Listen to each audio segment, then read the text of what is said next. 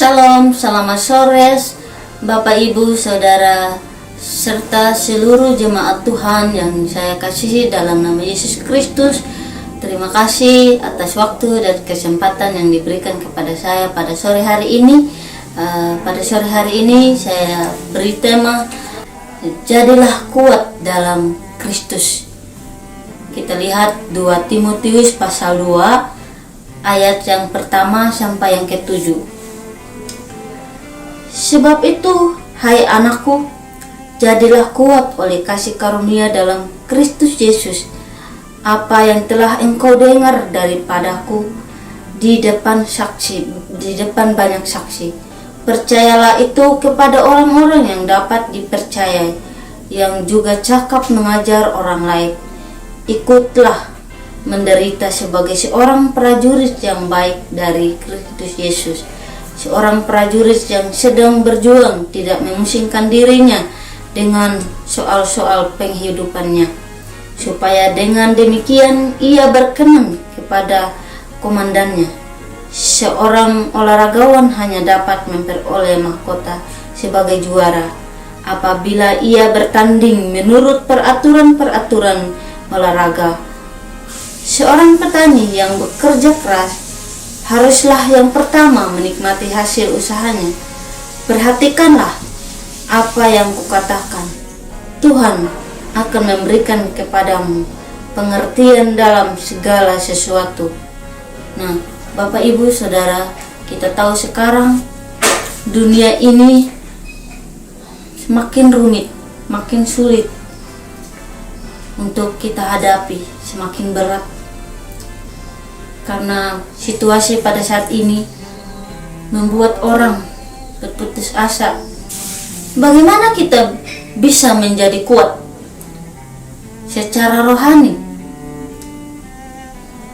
Mari kita lihat melalui surat 2 Timotius 2 ayat 1 sampai 7. Ini kita mendapat 3 gambaran bagaimana orang Kristen menjalani kehidupannya. Yang pertama, seperti prajurit berjuang melaksanakan tugas dari komandannya tanpa memusingkan dirinya, tanpa memusingkan keluarganya, agar berkenan di hadapan komandannya. Seorang prajurit tidak boleh memusingkan dirinya dengan urusan-urusan lainnya. Ada di ayat keempat, seorang prajurit ketika dia sudah terdaftar untuk ikut dalam Kristus, dalam tugas, meninggalkan pekerjaannya dan segala urusannya supaya dapat mengikuti perintah dari pemimpinnya. Jika kita sudah menyerahkan diri kita dalam Kristus, kita harus menjadi prajurit Kristus. Kita harus melepaskan dunia ini. Dan walaupun tidak ada penangkal, kita harus melibatkan diri kita dalam urusan-urusan hidup kita. Ada yang harus kita kerjakan di sini. Apa itu? Kita harus bisa memberitakan Injil. Kita harus bisa menjadi anak-anak Tuhan yang dipercayakan, supaya kita dapat menyenangkan hati Tuhan, supaya kita bisa menyenangkan hati orang-orang, terlebih Tuhan kita Yesus Kristus yang sudah menderita. Nah, marilah kita menjadilah orang yang kuat di dalam Kristus. Bagaimana kepedulian utama seorang prajurit? Seorang prajurit haruslah untuk menyenangkan hati komandannya.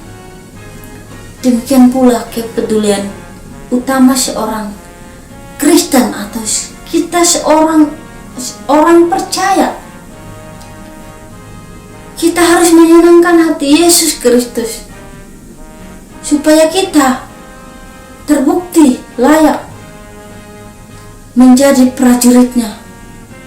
Bukanlah dengan memusingkan diri kita dengan persoalan-persoalan hidup di dunia ini, tapi marilah kita membebaskan diri kita dari kesulitan dunia. Kita mau menghadapi atau yang menghalangi kehidupan kita menjadi anak Tuhan atau jadi orang Kristen. Mari kita menghadapi dengan penderitaan apapun.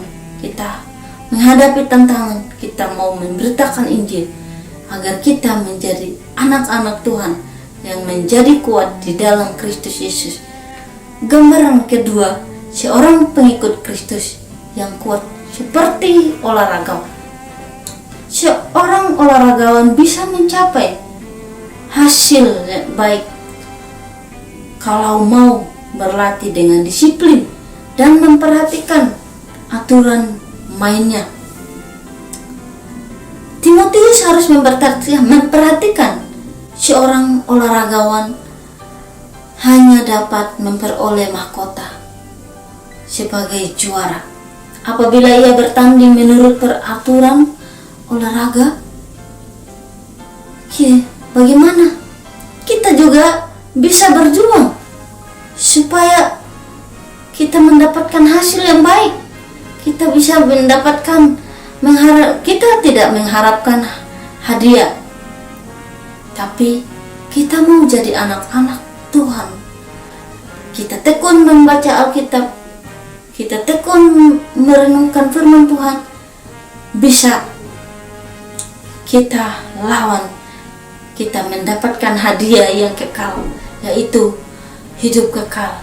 Karena Yesus Kristus Sang Juru Selamat kita mati di atas kayu salib karena menebus setiap dosa-dosa kita.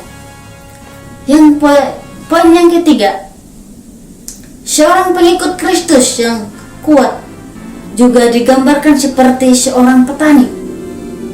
Seorang petani adalah mereka yang mau bekerja keras, tekun dan sabar, baru bisa mendapatkan hasil yang baik dan bisa menikmatinya. Seorang petani harus bersedia menunggu imbalannya. Ayat yang ke-6 membandingkan dengan 7. Jika kita mau menikmati buah, kita harus bekerja keras.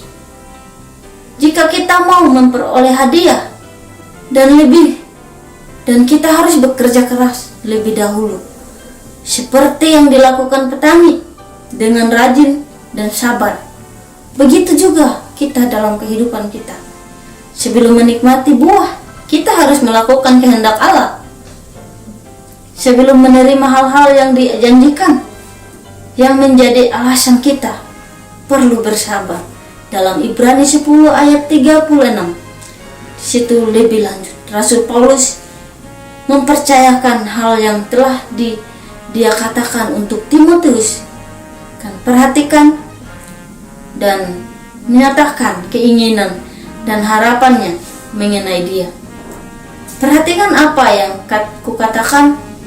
Tuhan akan memberi kepadamu pengertian dalam segala sesuatu.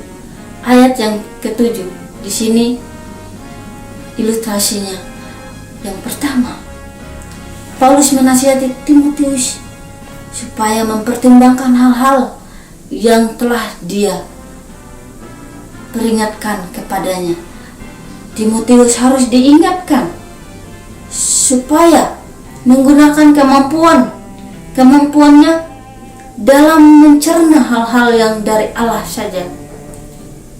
Pertimbangan yang matang sangat diperlukan, baik untuk berperilaku dengan baik maupun untuk bertobat dengan sungguh-sungguh. Ilustrasi yang kedua, Paulus berdoa untuk Timotius. Tuhan akan memberikan kepadamu pengertian dalam segala sesuatu. Dan perhatikanlah, Allah lah yang memberikan pengertian. Orang yang yang paling pandai membutuhkan lebih banyak dan lebih banyak lagi karunia ini. Jika Dia yang memberikan wahyu dalam firman dan memberikan untuk orang lain, supaya Tuhan mau memberikan mereka pengertian bagi segala sesuatu. Penerapan untuk kita. Bagian A, seorang Kristen harus berjuang untuk menang. Dia harus bertujuan untuk mampu melawan kejahatan dunia, untuk mampu melawan hawa nafsu, untuk mampu melawan segala godaan-godaan di dunia ini. Karena dunia ini semakin banyak godaannya, bukan semakin mudah, tapi semakin banyak godaannya. Begitu juga kita harus terus melatih iman kita lewati firman Tuhan. Pada sore hari ini saya mengajak Bapak Ibu Saudara dan semua jemaat Tuhan agar kita terus menjalankan persekutuan kita yang di rumah kita, berdoa bersama berkeluarga, berdoa bersama dengan suami, istri, anak, dan setiap orang-orang yang ada di sekitar kita. Kita bisa mengajak mereka untuk menguatkan iman mereka agar tetap kuat di dalam Tuhan. Mari kita tetap terus untuk menjadi kuat dalam Kristus, dalam impian kita, agar bisa menjadi orang Kristen yang kuat di dalam Yesus Kristus, kuat menghadapi tantangan, dan bisa menjadi orang-orang pemberitaan Injil. Yang B, namun kita harus berjuang menurut peraturan-peraturan. Kita harus berjuang. Apa kata Tuhan, kita harus bisa mengikutinya. Kita harus bisa, karena kita harus berjuang sesuai peraturan. Nah, begitu juga seorang olahragawan, dia sudah mengikuti aturan. Dia bagaimana mengikuti aturan supaya dia bisa menang dalam perlombaan itu. Nah, bagian C, barang siapa melakukannya dengan cara demikian akan memperoleh mahkota pada akhirnya. Setelah kemenangan penuh dicapai, perlombaan rohani adalah kewajiban. Jadi kita harus menggunakan strategi untuk bisa memenangkan perlombaan dengan minta hikmat dari Tuhan. Atau gereja harus punya program untuk kemajuan gereja. Dalam Filipi pasal 3 ayat 13 sampai yang ke-14 dan Ibrani pasal 12 ayat yang pertama.